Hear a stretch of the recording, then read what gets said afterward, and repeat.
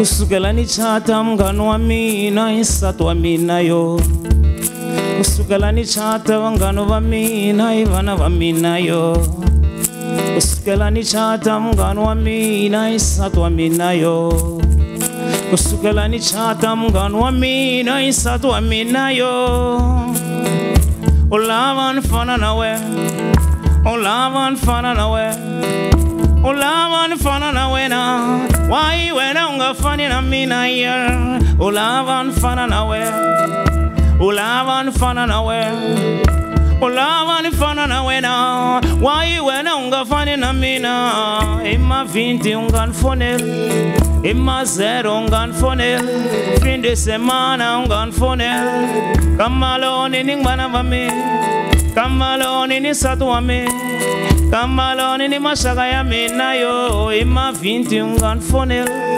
ima 20 unganfonel ima 0 unganfonel fin de semana unganfonel kamaloni ni satu wami kamaloni ni vana vami kamaloni ni mashaka ya mina yo bla bla ngava yingel andlondo yakho hi divikelel dzivala tolo ni munzoko hefemula timhaka ti hola loko ti pfumela ka tindlondo he ku juleka hi byala timbewu ta tinene mavhayibi ya manene swibamu he a hi zuleni swibulukwa ho a hi swi juli na vona makokayina mu nga thlasisene a matanga ka mateve hi nga pumbane a hi tinyolwene hi hanya ndangwene a madzimi ke mu nga xafiseleni mungai sinzi seni kuhamba vama da kwene boni vale he ai bavene mini vama kwezunile ai lereni ai donzeni amahlo ai pfulene ulava nifana nawe ulava nifana nawe ulava nifana nawe na wai wena ungafani na mina yeah ulava nifana nawe ulava nifana nawe ulava nifana nawe na wai wena ungafani na mina yo ima 20 unganfonel ima 0 unganfonel fin de semana unganfonel ima 0 unganfonel fin do mês unganfonel a fin de semana unganfonel.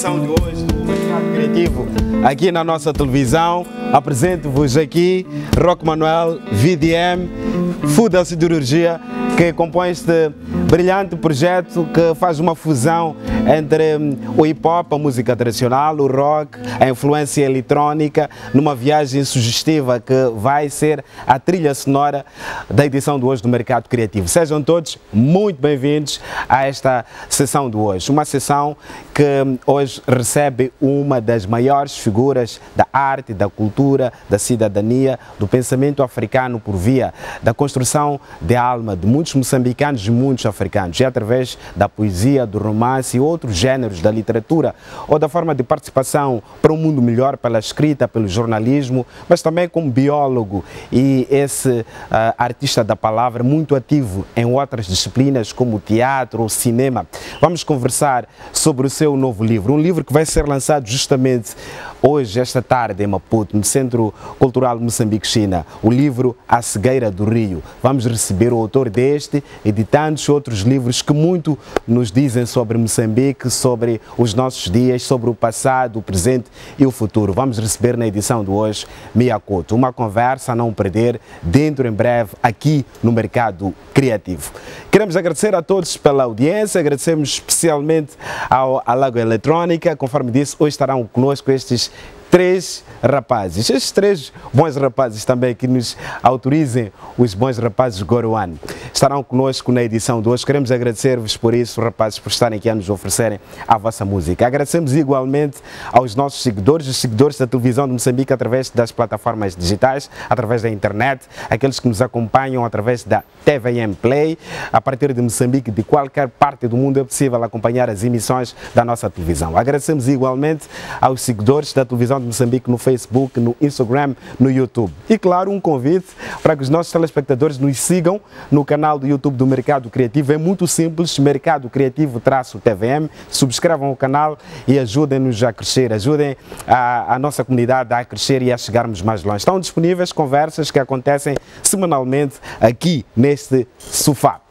Queremos agradecer igualmente a Botica Kushonga. A Botica Kushonga é que veste o apresentador do Mercado Criativo. A Botica Kushonga está localizada na Avenida Eduardo Mondlane, bairro Central, número 2064. Um grande abraço, Botica Kushonga. Estamos juntos.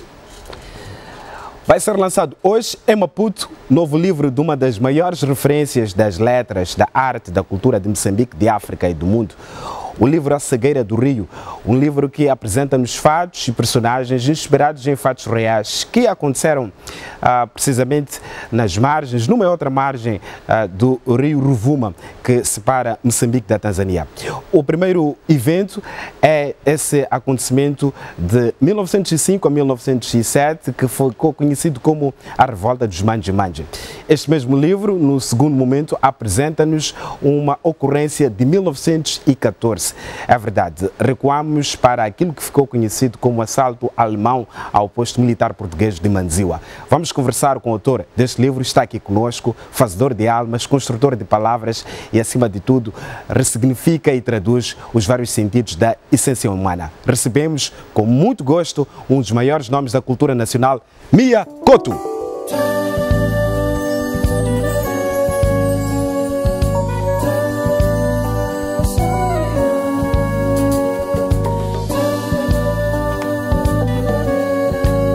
Mia Couto, bem-vindo. É com muito gosto que o recebemos para conversar sobre este livro, para falar sobre Moçambique. Certo. E falar desta obra. Como é que está de saúde?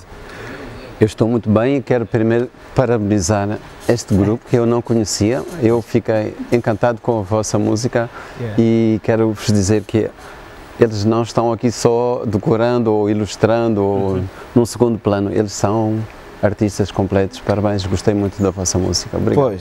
Pois, e claro, fazem. E assim também você é um excelente apresentador, estou numa boa companhia, estou em casa. Muito obrigado por isso, ficamos muito honrados e felizes. Conforme dissemos na introdução, este livro é baseado em fatos reais. O primeiro evento do livro retrata a insurreição popular que ficou conhecida como a Revolta dos Manje-Manje, e em protesto contra a cultura forçada do algodão.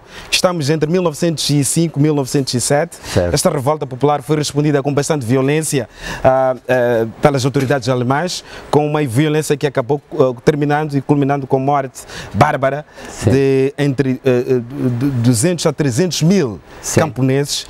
E o livro resgata esse passado e convida-nos a não esquecermos esse tempo que passou. Sim. Porque olhar para esse passado torna-se tão vital hoje, sobretudo quando encarar esse passado violento e desumano e de humilhação nos faz pensar sobre esses séculos que foram bastante tenebrosos para o continente africano e para os africanos.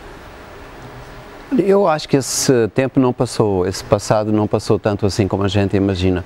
Isto é, a África está a viver uma situação que é muito uma espécie de persistência daquilo que são as relações coloniais. Quer dizer, nós temos bandeiras, temos países, temos nomes, temos uma outra dignidade, é verdade, governamos a nós próprios, mas governamos num quadro que é um quadro que permanece quase na essência, sem mudança naquilo que é a relação nossa, que fornecemos matérias-primas, não é? Mas não somos capazes, porque não nos deixa, não é que não somos capazes porque não conseguimos, mas porque existe esta repartição forçada em que nós fornecemos matéria-prima e os outros fazem a manufatura de produtos que depois importamos. Portanto, há uma relação muito desigual com o mundo e eu acho que é importante recuar esse passado para perceber que, afinal, nós fomos cúmplices nesse apagamento desse passado. Não morreram só esses 200 a 300 mil camponeses do outro lado do rio, mas do nosso lado, durante esta primeira grande guerra mundial, morreram talvez 120 mil, 130 mil moçambicanos. E esse episódio não está nos anais da história da humanidade? Não é. Devia estar como um evento triste, não é? E devíamos conhecê-lo nós. Morreu gente que é nossa e que e não consta hoje da nossa memória. E é interessante porque no dia 28 de julho de 1914 arrancava a Primeira Guerra Mundial, Sim. esse conflito bélico global centrado na Europa e que foi até 1918. Por outro lado, nesse agosto de 1914 há um assalto alemão ao posto militar português de Manziwa. E há um sargento português e 11 cipais africanos que foram mortos nesse ataque. Essas outras ocorrências sangrentas que foram levadas a cabo por europeus nesse período que aconteceram não só em Manziwa, noutros contextos, obviamente, nesse período 1914-1918, aqui em África, tem pouca visibilidade nessa memória universal da humanidade. E essa pergunta acho que é muito importante agora a ser respondida. Acho que o livro também convida-nos a pensar isso. Será o silenciamento dessa memória sobre essa injustiça, essa barbárie que foi cometida pela Europa em África, um projeto desenhado com esse propósito de criar desertos na história do mundo? Eu acho que não vejo que seja uma coisa assim conspirativa, que há ali alguém que se sentou e disse vamos silenciar isto. Aconteceu porque era conveniente acontecer ou não acontecer, no sentido de se apagar. Mas repara, se você for à Alemanha ou a Portugal, ou as potências que estavam em conflito, há uma memória muito esquecida, muito diluída do que aconteceu. Em Portugal, a primeira vez que se resgata essa memória é porque morreram mais portugueses, agora estou a falar do lado europeu, não é? Morreram mais portugueses nessa guerra que qualquer outra guerra moderna que Portugal tenha tido. Muito mais, quase 20 mil soldados, ou mais de 20 mil, morreram ali nas zonas de Cabo Delgado e Niassa, não é? Então acho que não existe. Por outro lado, nós somos um pouco cúmplices desse esquecimento, como fomos de outros esquecimentos vários, não é? E não há veja, esquecemos a Guerra Civil quase. Foi ontem, não é? E foi ontem, não é? E esquecemos num bom sentido que não queremos revisitar esse tempo, não queremos acordar fantasmas, não é? Mas há sempre um preço que temos de pagar por isso, quer dizer, também por outro lado não há responsabilização de ninguém, não aconteceu nada, não é? Então acho que um país que tem esta taxa demográfica, esta dinâmica demográfica, mais de 60% dos moçambicanos nasceram depois desta última guerra civil que tivemos, então eles não têm memória. Exato, exato. E é interessante também falar dessas ações a partir do que o livro cita pela narrativa, pela história, mas também dos saberes locais, que são uma matéria muito importante para o próprio romance, e essas ocorrências que não só vão demonstrar a barbaridade dos europeus nesses tempos, mas claramente o sentimento e as atitudes humanas inexplicáveis, como por exemplo o ódio. Aliás, o livro cita aqui um provérbio ruandês que eu passo aqui a recordar, a minha coto e também a informar aos telespectadores e a partilhar com os telespectadores. Esse provérbio ruandês diz assim: ninguém se odeia mais a si mesmo do que aquele que odeia os outros. Está no livro.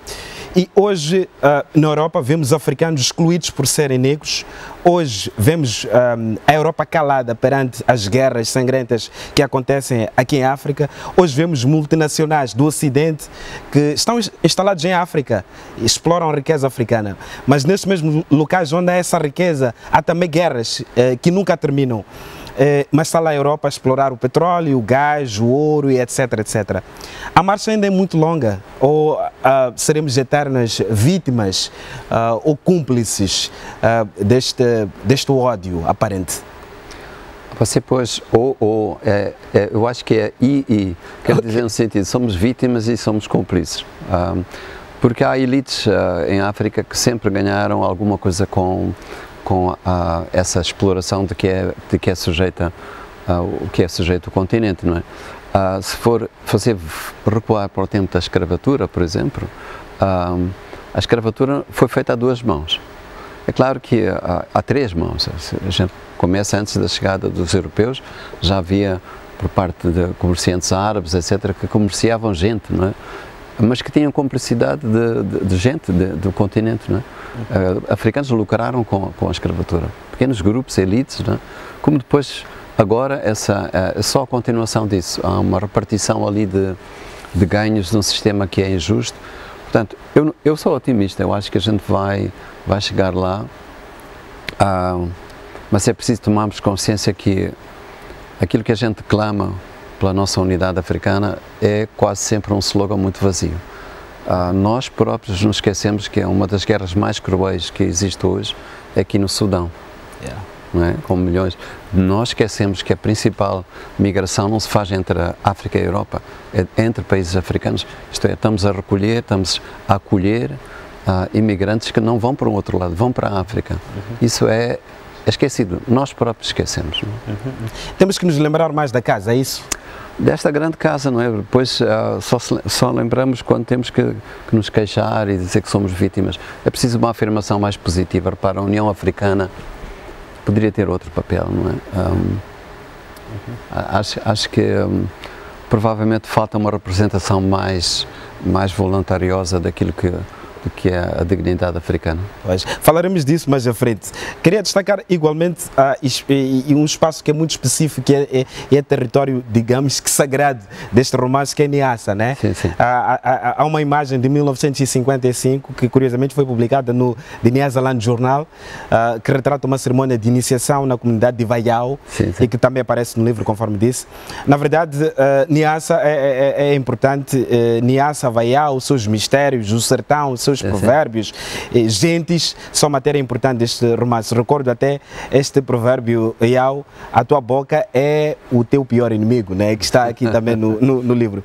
Nessa, a uma dada altura na nossa história foi vista a província como essa província esquecida de Moçambique. As políticas de desenvolvimento parece que esqueceram de Niassa, isso sempre foi recorrente no debate sobre Niassa.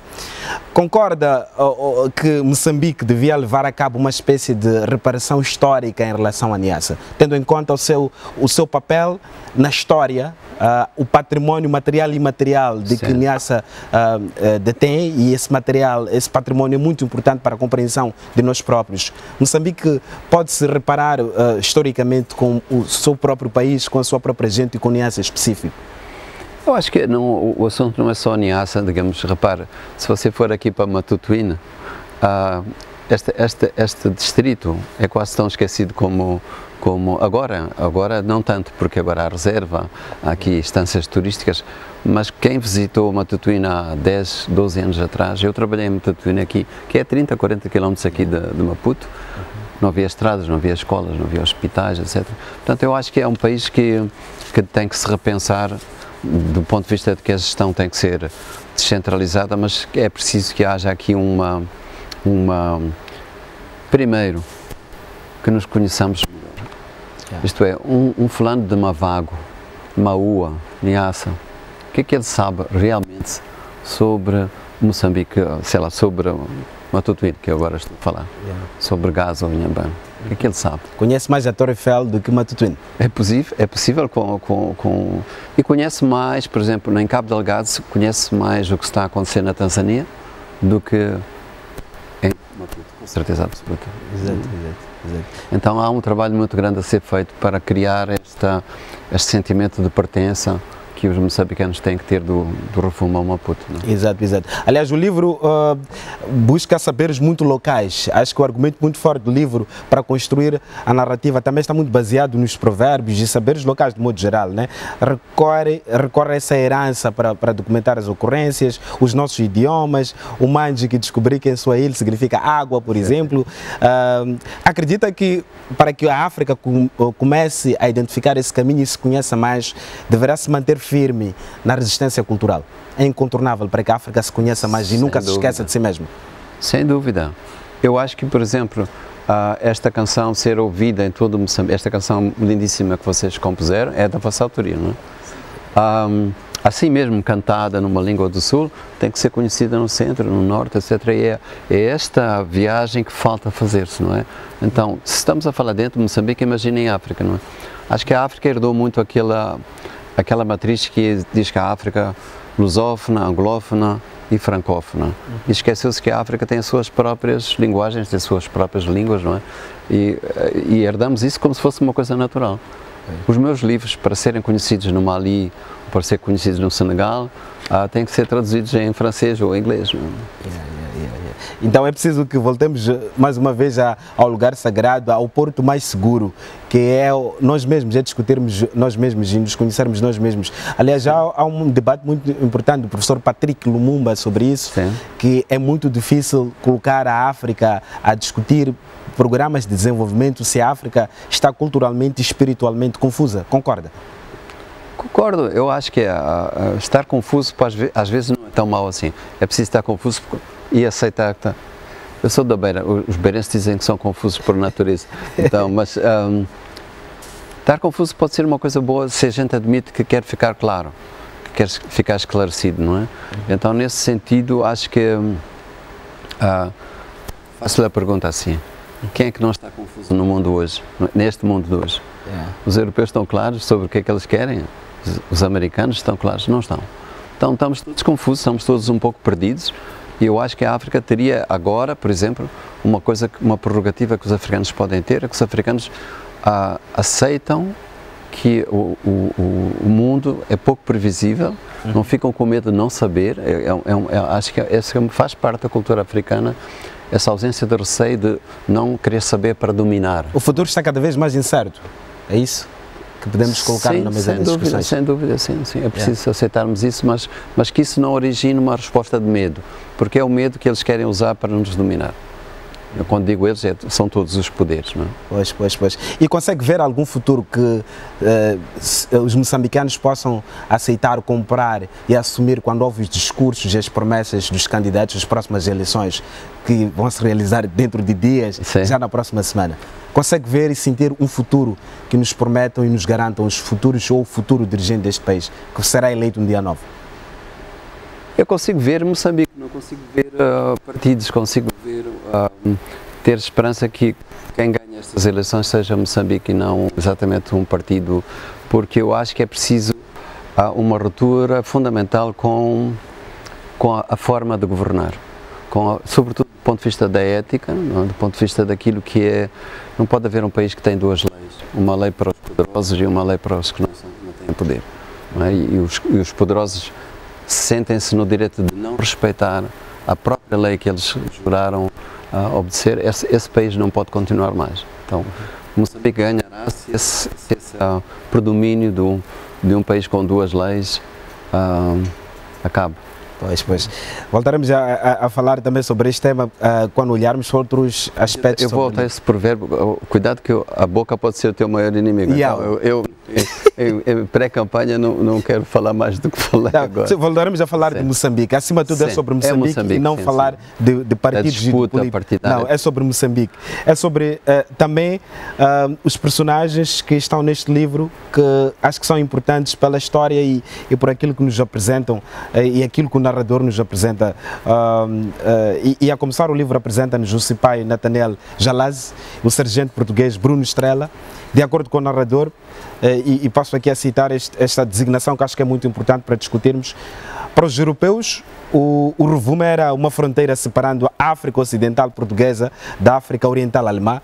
Para os africanos, o rio era uma mulher que engravidava com as grandes águas. Isto me faz pensar sobre a perspectiva do africano do que é riqueza e a perspectiva do europeu do que é riqueza. É realmente isto que esta passagem, neste capítulo 1, nos faz pensar. Como é que os nossos mundos encaram e discutem e significam ou ressignificam as riquezas? Eu acho que é muito difícil falar assim nos africanos tão em geral, não é? Porque há muitas Áfricas e dentro de Moçambique há várias perspectivas do que é a riqueza.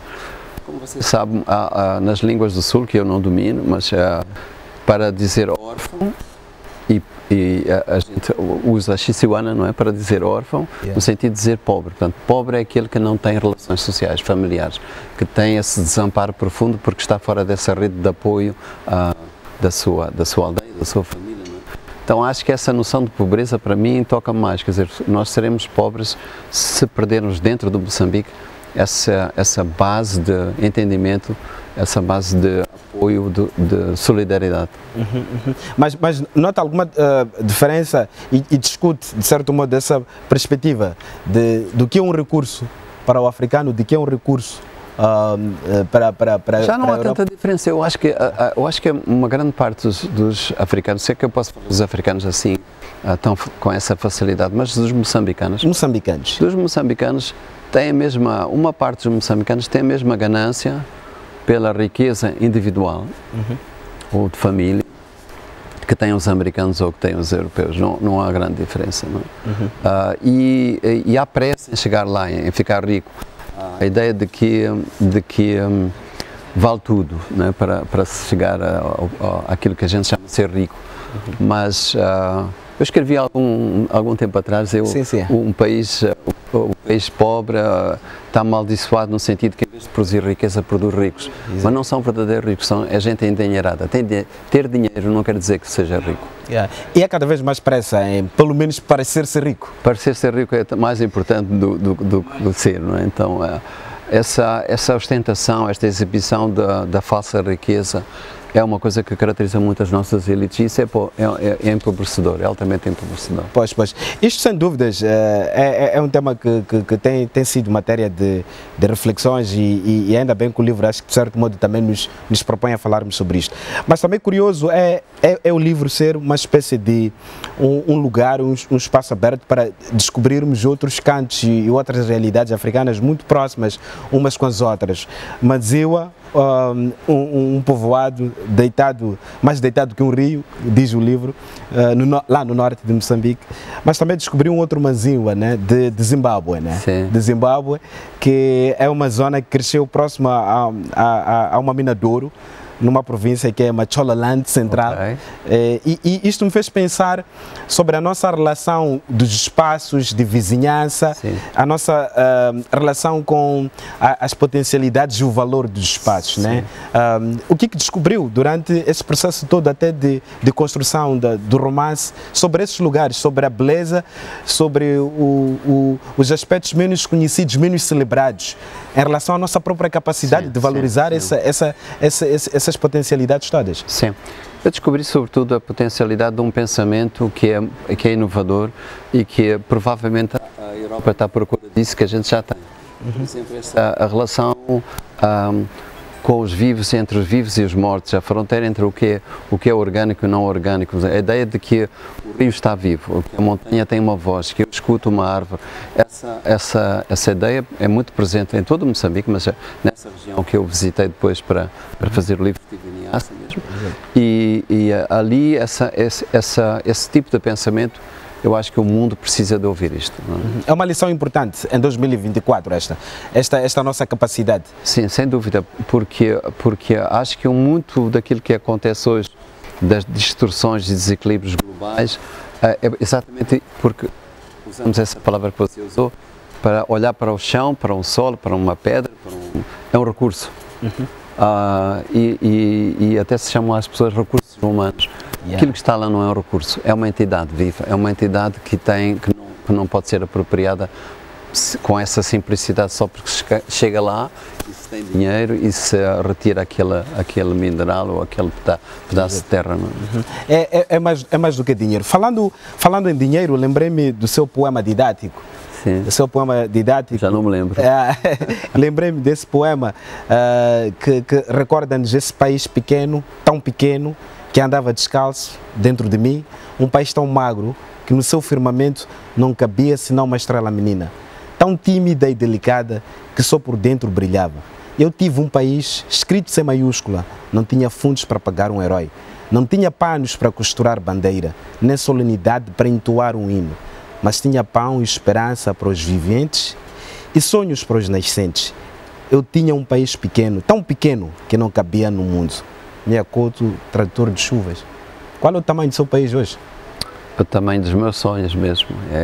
Acho que o poema diz isso de maneira que eu ainda hoje penso dessa maneira. É um país que tem pão, que tem sonhos, que tem esperança. Qual é o custo de realizar um sonho em Moçambique? O que custa o sonho? É preciso enfrentar a gente. A gente não sonha esse confronto que a gente pensa que o sonho não existe separado da realidade. É preciso confrontar a realidade.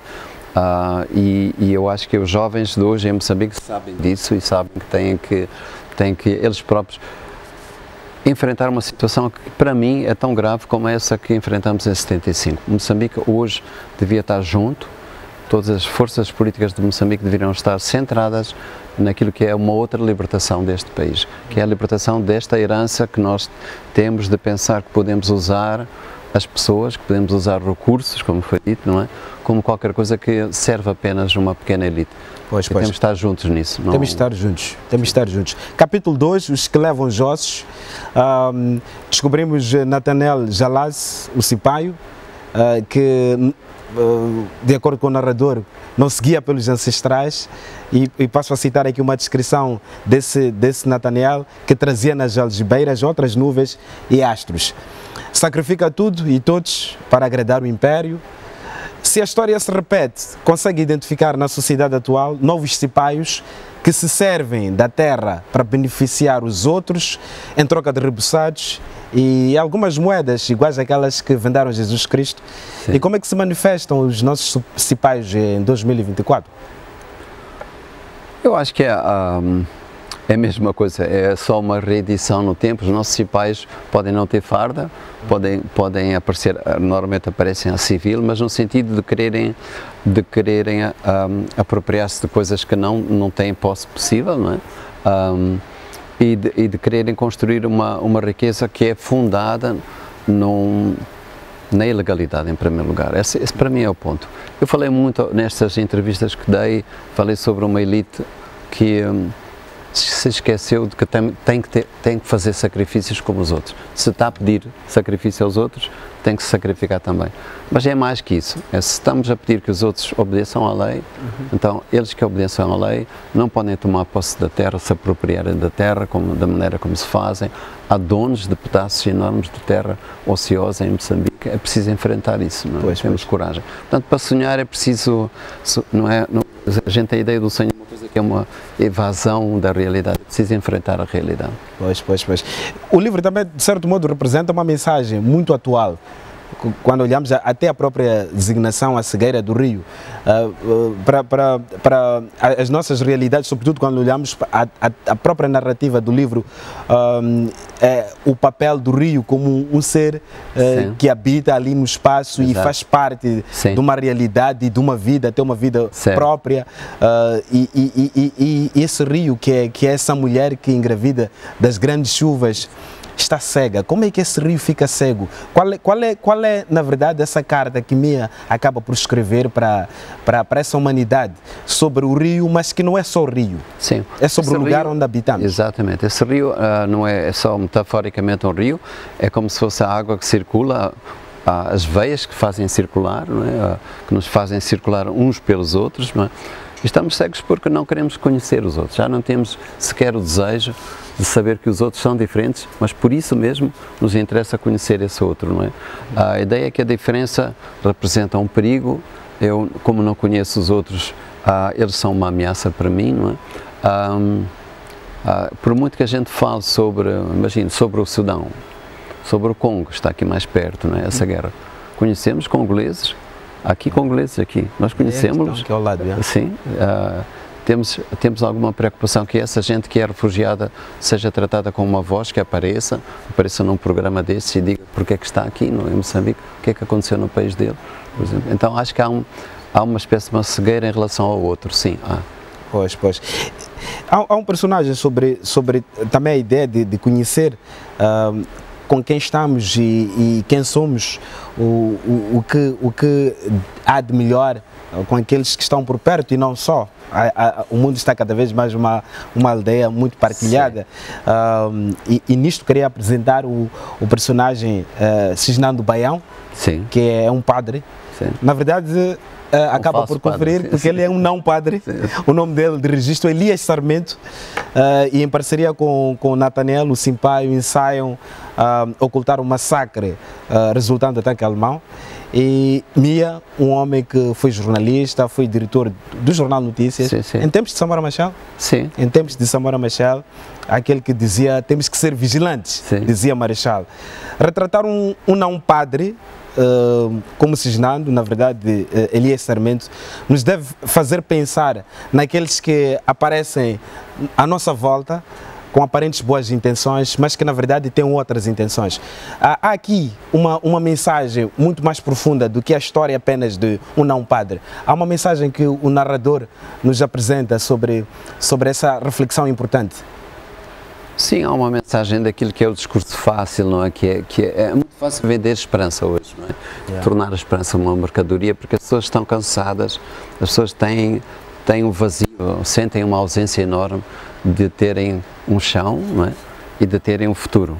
Isso então é fácil um demagogo aparecer hoje e dizer eu venho salvar. Eu sou o Salvador. Eu sou o Messias. Então, e isso é preciso estar muito atento, porque a gente vê o que é que está a acontecer com a extrema-direita, por exemplo, em alguns países do mundo, em que como há o domínio total do medo, da incerteza, do sentido da ameaça, que o futuro é uma grande ameaça, não é?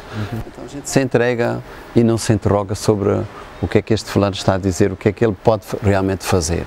Pois. Falando em extrema-direita, o que acha da tal profalada e falado regresso da extrema-direita no mundo? Vêm as eleições americanas, sim. As últimas eleições em Portugal deram uma grande vantagem à extrema-direita. Sim, na Europa em geral. É verdade, na França também foi igual.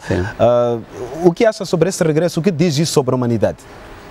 Eu acho que é aquilo que eu lhe dizia, há uma espécie de vivência do medo como alguma coisa que é cotidiana, não é? Que se tornou quase natural, e há uma disponibilidade imensa para as pessoas aceitarem um discurso que culpabiliza alguém.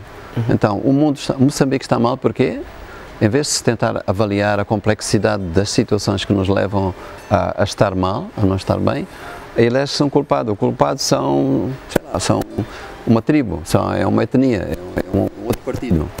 Esses é que são os culpados. E, portanto, há a ausência completa de reflexão. Acho que a extrema-direita propõe uma leitura muito simplista do mundo e que busca, sobretudo, descarregar aquilo que são medos e sentimentos de raiva e de ódio, não é? E de culpa, não é? Porque os culpados são quem? São os imigrantes, são os ciganos, os culpados são os árabes, são os muçulmanos, etc. E de repente temos uma ideia do mundo que é entre puros e impuros, maus e bons, e isso não nos ajuda de certeza a ter uma saída conjunta. E aquela velha máxima, dividir para reinar, também? Sim, é por isso que eu digo, o momento em Moçambique é de tentar descobrir o outro. Nós não nos conhecemos. Essa é uma premissa que a gente teve que ter. Tivemos um momento histórico que foi compreensível. No início do país não havia raça, não havia etnias, não havia regiões, etc. Mas as pessoas em Moçambique têm que saber que ter uma identidade étnica não é uma coisa má. Em primeiro lugar, eu sou moçambicano, em segundo lugar, sou outra coisa. Mas esconder que, por exemplo, quando eu comecei a ser jornalista, cantar-se, assim como cantaram esses nossos colegas, cantar-se numa língua chamada língua nacional, uma língua de Moçambique, não era aceitável. E isso foi mal, foi uma violência. Eu participei disso. É preciso que eu seja honesto nesse aspecto, não é? Eu fui cúmplice disso, porque eu estava lá e também dizia, não, vamos falar em português, para criar uma unidade nacional. Não é assim que se cria a unidade nacional. Cria-se a unidade nacional aceitando esta diversidade. Claro que há sempre uma certa violência impondo uma língua de comunicação oficial, mas ela pode ser deste tamanho, mas pode ser deste tamanho. Aliás, Sambora Machel tem a célebre frase, não é? Fazer da cultura de cada um a cultura de todos nós, né? Sim. Nunca foi tão importante como é hoje, em 2024, esse pensamento sobre esse lugar comum da diversidade. Sim, eu acho que aí avançamos um pouco, quer dizer, há qualquer coisa que já não se tem tanto medo do facto de alguém, como eu fiz a brincadeira que os beirenses são confusos, etc. Né? Se eu dissesse isto há 40 anos atrás, era uma coisa um pouco grave, digamos, eu já posso brincar com isso. Claro que os beirenses não são confusos, mas é assim que são vistos e eles não se importam, riem-se com isso. Então já nos podemos rir desse tipo tipo de coisas que não era aceitável dizer-se sequer há 30, 40 anos atrás. Estamos curados. Voltamos para o nosso último bloco. Ainda não, ainda um processo de cura, em curso. Voltamos para o nosso último bloco de conversa. Mia, um pouco de música com os Análoga Eletrónica. Apresento-vos aqui mais uma vez a nossa fabulosa banda que faz a trilha sonora desta conversa de hoje. Food da Siderurgia, DJ, Samples, artista sonoro, VDM, vocalista, Rock Manuel, vocalista e guitarrista. Quando quiserem, rapazes.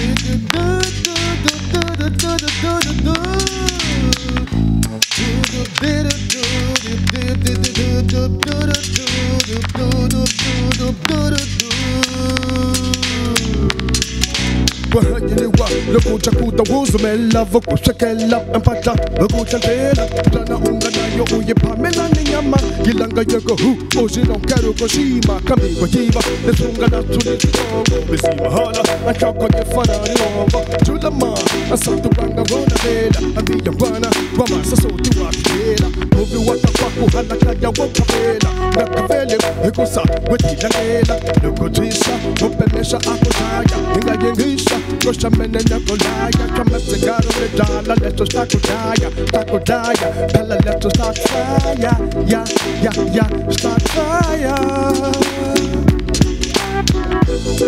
Inga zama kustima, Inga zama kustima, tima, yeah. Inga zama kustima, leshi wena usiyenchaka. Inga zama kuspanda, leshi wena uspimisaka. Ikosa atu yake au shaka, ikosa atu yake au shaka, ikosa atu yake au shaka. Ingazama kustima, tijesu ungaluma, utivivo juma, lizanzuba kema, uchama, Gamba gono ni utivi uchama, enji wa stiva shakuwene zama kusima, utias nilisima, divanige kautomi za kuma, wajula, bueno tashkuma, wopanda, kas uyakama, ujaspembo, hey, kisama. Ingazama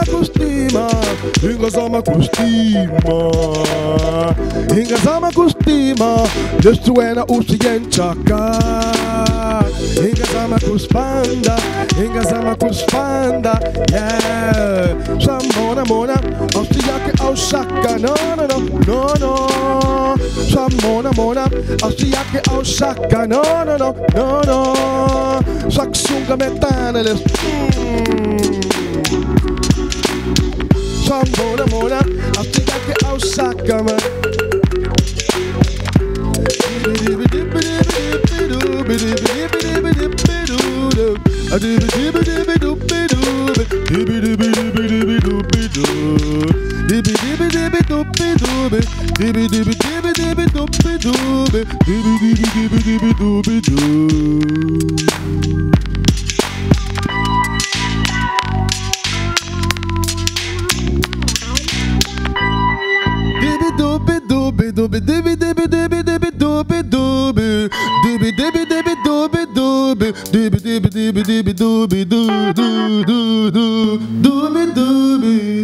E Análoga Eletrónica conosco hoje a fazerem trilha sonora da edição presente do Mercado Criativo.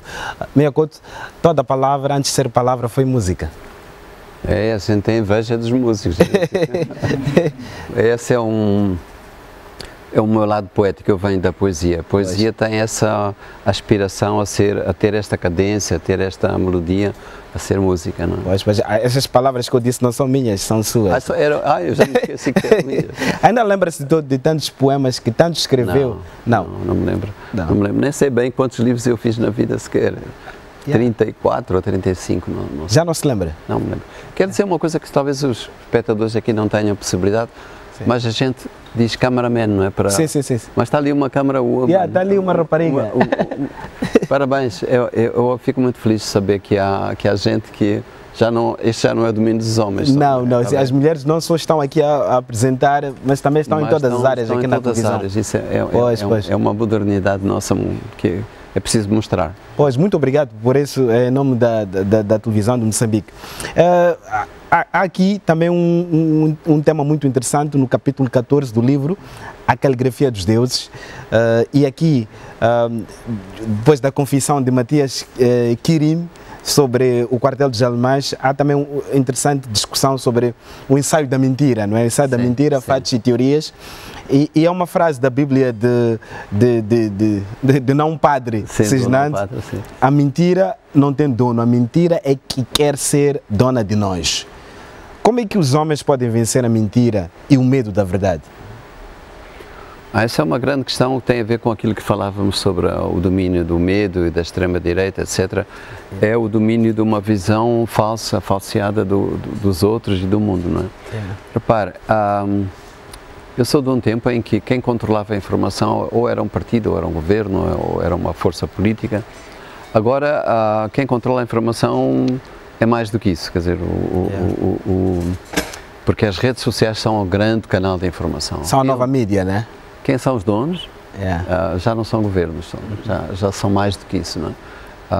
É muito assustador que você pense que estes satélites estão circulando e que fazem com que isto seja possível, não é? A comunicação. Pois. 60% pertencem a uma única pessoa.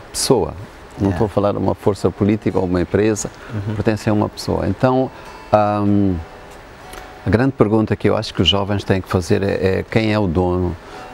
O medo não está na internet, o medo não está na inteligência artificial, não é disso que eu tenho medo. Tenho medo de deixarmos de perguntar quem é o dono que está por trás disso. Não? Pois. Disse que já nem tem noção, já não se lembra dos poemas, o número de poemas ou de livros que foi publicando ao longo da vida. O que lhe motiva a continuar a escrever até hoje? Qual é o seu maior combustível para continuar a escrever e a acreditar no poder da escrita? Eu estou sempre a escrever o primeiro livro, eu estou a começar sempre do zero, não é? É como se este fosse o meu livro de estreia. Faço isto com o mesmo receio, com o mesmo medo e insegurança que eu tinha quando eu escrevi pela primeira vez um livro. E acho que isso me alimenta no sentido de só quero escrever um livro se pensar que eu não sou capaz de o fazer. Então isso sim é que me faz atirar para essa empreitada de fazer um livro. Pois. É um ato de muita coragem, escrever e propor ao mundo uma narrativa, um pensamento, é um ato de coragem. Se o livro for verdadeiro, sim, isto é, a gente expõe-se muito quando fazemos arte, mas não é só quem faz um livro, quem faz música, quem faz cinema, quem faz qualquer outra coisa, digamos, vai de alma nua, ele está exposto. E por isso eu tenho medo, agora estou com medo, como é que este livro vai correr, qual é o tipo de aceitação que tem, etc. Okay. E sobre a história, a capacidade de controlar a história, o autor controla a história, controla aquilo que poderão ser até as interpretações, o impacto dessa história no debate público. Agora já não tenho controle possível, mas mesmo antes, quando o livro nasce em busca de uma coisa que a gente não sabe bem, quer dizer, é como você montar um cavalo e ficar meio cego e deixar que o cavalo é que vá por si próprio e de repente aí você percebe que há alguma direção ali e partilha essa direção com o cavalo, não é? Portanto, os personagens são muito construtores da minha narrativa. E aqui quis que fosse mais de qualquer outro livro, como você vejo que leu o livro, Sim, sim. há aqui várias vozes, há aqui várias intervenções, há interrupções. Sim, Eu sim. quis construir este livro como se fosse uma conversa. Aqui sentássemos 10 pessoas aqui, um começa a contar e o outro diz, não foi assim. O outro diz, não é verdade. Então é construído como uma conversa de várias vozes. Pois. E claro, há personagens, cada personagem tem o seu espaço de afirmação, de revelação. Exatamente. E de contrariar o outro. De contrariar o outro. E de impor a sua própria versão. Há aqui uma briga entre esses personagens. Pois. É um livro de leitura fácil, devo aqui dizer, e bastante didático e importante proposta. E vai ser lançado precisamente hoje em Maputo e é uma sugestão para os nossos telespectadores. Vai acontecer o lançamento no Centro Cultural Moçambique-China, na capital moçambicana. A quem dedica esta obra, Mia? Eu digo sempre, no fundo, assim, aos meus pais, em primeiro lugar, a minha família, a minha mulher, são verdadeiras obras. As verdadeiras obras, sim, é como se fosse o meu pai e a minha mãe vivem através disso que eu reinvento como sendo o mundo. E falando em seu pai, o outro livro que nos remete a um lugar de massacre, Mapeador de Ausências, e baseado, na verdade, no que foi o trabalho de seu pai como escritor e jornalista, né? E retoma essa conversa sobre os massacres. Uma pergunta que há alguns anos lhe coloquei e volto aqui a colocar. O seu pai ainda tem uma omnipresença na sua vida? Sem dúvida, isso eu devo a esta filosofia africana que falávamos há pouco, quer dizer, não há fronteira entre vivos e mortos. Os mortos não morrem nunca, estão vivos dentro de nós, e isso eu aprendi sendo africano, porque eu sou de origem europeia, né? Foi uma crença que eu adquiri, me ajudou a vencer essa tristeza, essa falsa ausência, não é? Exato. E fez muito bem em perguntar isso, é uma pergunta que eu me faço a mim próprio também. Pois. E mesmo a terminar em jeito de rodapé, qual é o seu conceito sobre cores, as cores do ser humano? Eu acho que há cor, sim, obviamente. Há pessoas que dizem, sou contra o racismo porque não há raças. Não há raças no sentido biológico, não há. Eu sou biólogo, isso posso dizer, não há. Isto é, as diferenças, porque é que não há raças no sentido biológico? É porque as diferenças entre pessoas que são tidas da mesma raça, as diferenças genéticas, biológicas, são maiores do que as diferenças entre duas raças diferentes, que a gente acha que são diferentes. Mas há raças no sentido da construção social, da construção cultural e infelizmente eu vou dizer uma coisa, que estou muito grato à minha vida, à minha própria vida, a quem me deu a vida. Eu nasci num lugar em que eu me esqueço que eu tenho raça. E isso é uma grande vantagem. Quando saio de Moçambique é que eu digo, olha, afinal tenho uma raça. Eu não posso esquecer também que o facto de eu ter esta raça me deu privilégios. Isso é uma coisa que eu tenho que dizer. O facto de eu ser de raça chamada raça branca, eu venho de uma sociedade que era racista, que era assumidamente racista. Eu tive educação, tive privilégios que eram por causa da minha raça. Felizmente isso terminou em Moçambique, pelo menos uma grande parte, não digo que terminou tudo, ainda falta alguma coisa a ser feita, mas temos que ter orgulho nisso. Moçambique tem que ter orgulho. Você sai da fronteira, entra aqui na África do Sul, vê outro universo de relações raciais, tensas, etc., que nós temos muito menos tensas. Pois. Obrigado, Mia. O que os seus olhos dizem, mesmo a terminar, o que os seus olhos dizem? O que os meus olhos dizem? Olha, vou dizer que em primeiro lugar, eu tenho que lhe dizer isto mesmo, você é excelente, é um grande profissional e eu sinto-me em casa e já tendo sido jornalista, sei que você fez o seu trabalho de casa com uma grande honestidade e com grande profundidade. Muito obrigado por me acolher assim. Muito obrigado pela presença, muito obrigado. Vamos terminar juntos com a Análoga Eletrónica conosco aqui hoje ao vivo. Obrigado, pessoal, por terem estado aqui conosco. Obrigado também aos nossos telespectadores pela audiência. Nós ficamos por aqui, um grande abraço. Não se esqueçam de ver bons filmes, escutem boa música e, claro, leiam bons livros. Até para a semana. Convosco, Análoga Eletrónica.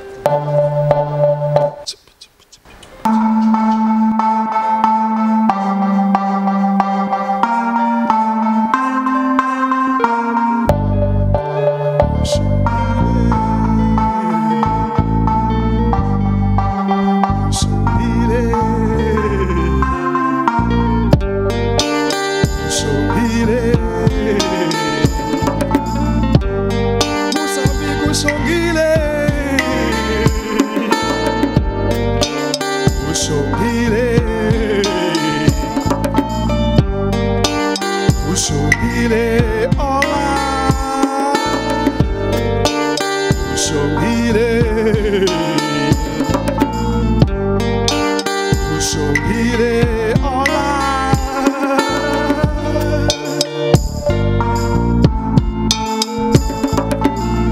Pelo bueno ushongile Antima wako tsamsekile Ukivish kwembu shiku nyikile Shpakelile Balande shilangile Afrika Ambeu shijalile Magolide nimsava Shpatsinyetile Kambi lava kupimisa Vagivile Ungashukuvali Hikusopati mili Akushaviwa he Ungapfumeli Hikusaweni he Ujula mamili Mama Afrika Atikunyawi sili Udivi hinga washava Salamusili Kambi vafa Shikafu avasili Digisu tali zantuva Zivalili Kambi tahilumba Hikate kili Ushongile Ushongile Ushongile ola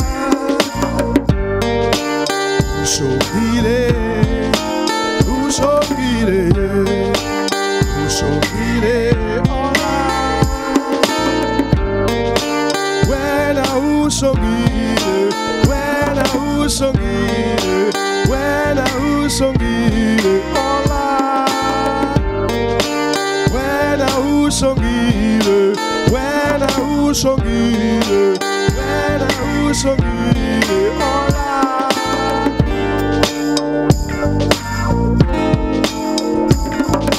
Nakapilo utavona ndlela awutivi titi tapela Shakali he shingayatlela shanyuwana ho shingamila awutomi titi kola Shakolo ni munzuku shili kampimiso yako Ungashigwimbi kufana ninkoko Utasula madimoni nishiviti Yingisa amasiku yakusula nyembe